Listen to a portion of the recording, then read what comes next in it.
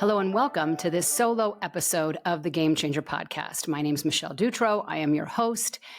And today I want to follow up on the conversation that I just had a couple of days ago with Kathy Groover.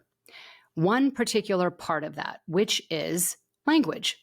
The language we use not only when we're talking about ourselves, like I'm so overwhelmed or I'm so stressed out, and then that becomes our identity and we live into that, and as well, the language that we use when speaking to others.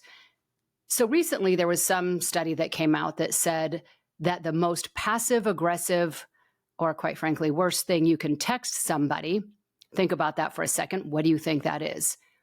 It was kind of surprising to me, in a one-word response. And that was, sure. Now, you may mean it like, sure. But when it comes across in writing, apparently it comes across as the most insulting, like I said, passive-aggressive response you can say because it's interpreted potentially as sure. But what's the flip side of that? So if you think about responding to somebody in a positive way, sure is one of them, or okay, which, by the way, that got the second worst response possible. But imagine responding with extreme enthusiasm. You see, the outcome is the same, right? You're agreeing to do whatever that thing is. But responding with extreme enthusiasm changes the game. Let me give you an example of my trip getting to Las Vegas, which is where I currently am, traveling here yesterday. So, side note, which I will talk about this in next week's podcast, I am here in Las Vegas for the week for a mastermind meeting. Super excited for it. More on that next week. Anyway, yesterday I was traveling from San Diego to the airport. It's just a few miles away. And I had sent myself 3 pairs of shoes for this trip. Now, mind you, it said that they would be delivered on Monday. And I was traveling on Monday. So the odds that they would get there in time, yeah, I knew it was maybe 50-50 at best.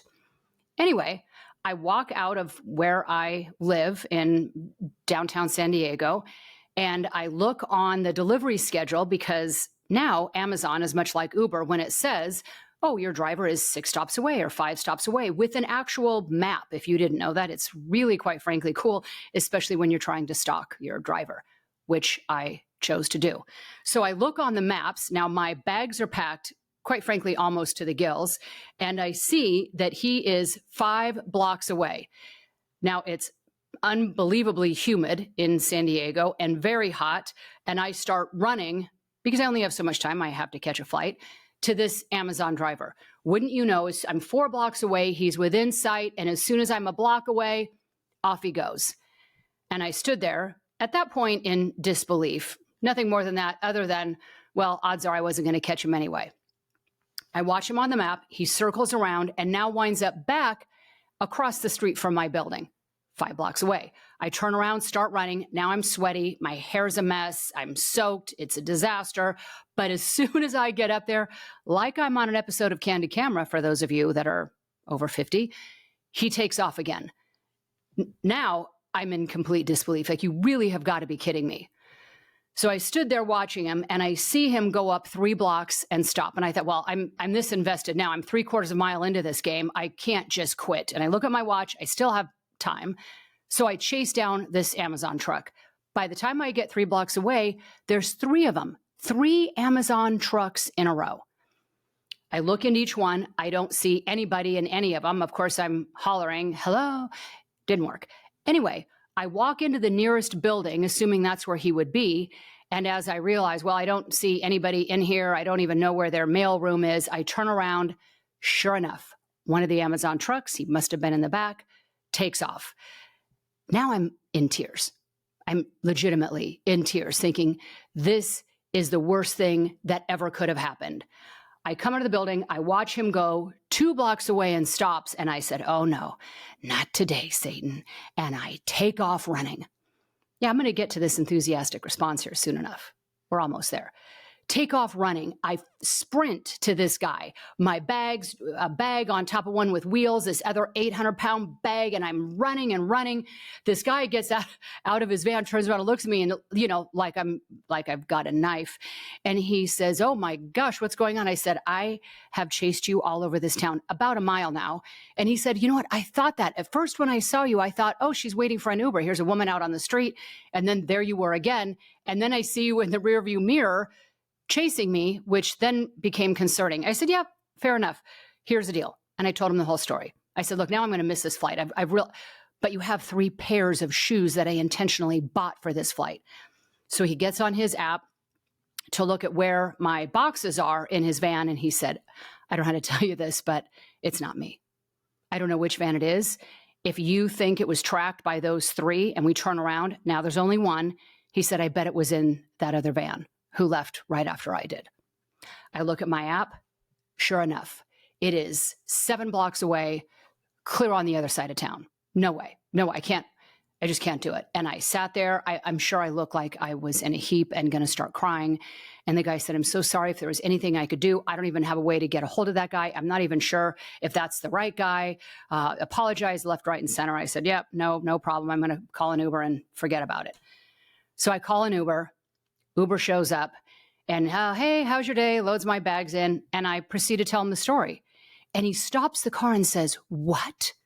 Your shoes are still in an Amazon truck somewhere in this town?" I said, "Yeah. In fact, I think right at the waterfront." He goes, "The waterfront? We're headed that direction right now. That's on the way to the airport." I said, "Well, according to my app, this is where this guy is." And he says, "Oh, we're going there right now." Sure enough, whoop, off we go. Now we have a whole new plan in mind, which is not the airport. Slightly concerning, but nonetheless, love the enthusiasm. He said, "I'm going to pull right in front of this guy and block him so he can't leave." I thought, wow, I love this energy. Pulls in front of this van, stops. I go to the building, tell the front desk person the whole story. She can't believe it. She says, "Oh my gosh, let me see if I can go track the guy down." Not only is the driver gone forever, now she's gone forever. So I go back to the Uber guy and I said, "Listen," okay, here's the part we're waiting for. I said, "Listen, I don't know where this driver went. I mean, he's nowhere. Maybe he's in the back of the stock room taking his lunch break. He could be there for an hour. I will miss my flight." And he said, "What time is your flight?" I said, "Well, it's at 3:15, board's at 2:45. He looks at his watch and he said, "We have time. We are going to wait and you are getting your shoes." There's the enthusiasm. Now, he could have just said, "Yeah, let's just wait. You've got time. Let's give it 5 more minutes." I probably would have said, "Yeah, you know what? Matching that energy, really not worth it to me." But this guy was so excited and so committed and so all in. I'm gonna have a photo uploaded here, so maybe it's showing up in this. If you're listening, maybe jump over to YouTube at some point and check out this video, because there are a couple of photos. So I actually took a photo here when the guy comes out to the van. Well, let's back up here a second. He doesn't actually first come out to the van. I see him at the front door of the building when I ran back because the guy's so excited, the Uber guy. And here the Amazon truck driver is at the doorway with the front desk girl. And she said, "Hey, I found the driver, minor problem." I said, "Oh my God, what's that?" "Well, he really doesn't speak English." And I said, "Okay, I'm going to figure out zapatos is shoes. I can do that math right there." And she said, "But I speak Spanish, so let me translate for you." We have the whole conversation. He looks at his app, tries to tell me that he's going to my building, but my unit's not listed. And at this point, from crying, I was to the point of almost choking him and said, "Oh, no, you look again. I know I'm there," which of course I in fact was. We make a mad dash off to his truck. Let me just show you one of the pair. Again, you should check this out on YouTube so you can see. Just imagine, can you see these shoes? They have, it's like a pink iris on, thank you, Betsy Johnson, on these shoes. The other 2 pair, equally as exciting. Anyway, he loads out the boxes. Amazon, boxes in boxes. So I get all these boxes. I'm elated, run back to Uber. The guy's cheering. "I knew you'd get them." Now we're off to the airport. I have all the boxes. I already told you, my suitcases are maxed out. And now I'm thinking, how am I getting rid of 6 boxes? Because it's a box in a box. We get there. I have everything all unpacked in the back seat, shove all of these shoes in my computer bag. They're falling out every which way. And now I have boxes and stuffing and wrapping all in this guy's back seat. And he's like, what are you going to do? I said, you know what? I'm going to handle it. It's fine. So we pull up to the airport, get all my bags off, and I just take all this garbage and just throw it on the side. San Diego International Airport. I didn't leave it that way. So if you're from the airport, don't think I'm just trashing your airport. It didn't stay that way, but it was a pile of trash. Wave at the guy, off he goes. Tried to gather up as much of the, all of the garbage and all of my bags. And of course, every 3 steps I take, boxes, it was a scene. That part was a scene. Really not the point of the story. I did make it to the trash can. I did get all the trash put away. It did take me an extra 15 minutes. And thank goodness I did leave extra early because I barely made my flight on time. But let's bring this home. Here's the point of this. Imagine you're responding to somebody and you know your answer is yes. You can respond with sure or okay. Okay, and you're going to do whatever that thing is, and the person is probably happy that you're going to do it or mildly pleased or whatever they are. But imagine responding with such enthusiasm of absolutely, I'm going to do that. Are you kidding me? It will throw them. But I'll tell you also, it changes your energy and it most certainly is going to impact them. I wrote this guy a massive review on Uber and now I'm doing a podcast about him. I'm not done talking about this guy. His name is Tino. He drives for Uber in San Diego. By the way, Uber, you should give that guy a raise. He has elevated customer service to truly the next level. Anyway, thought for the day.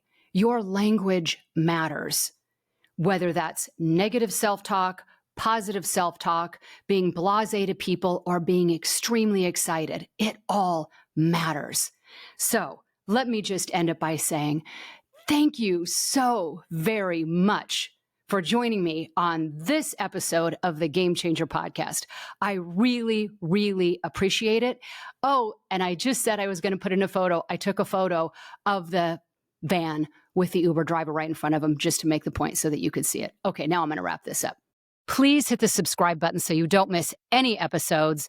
And I look forward to seeing you here again very soon.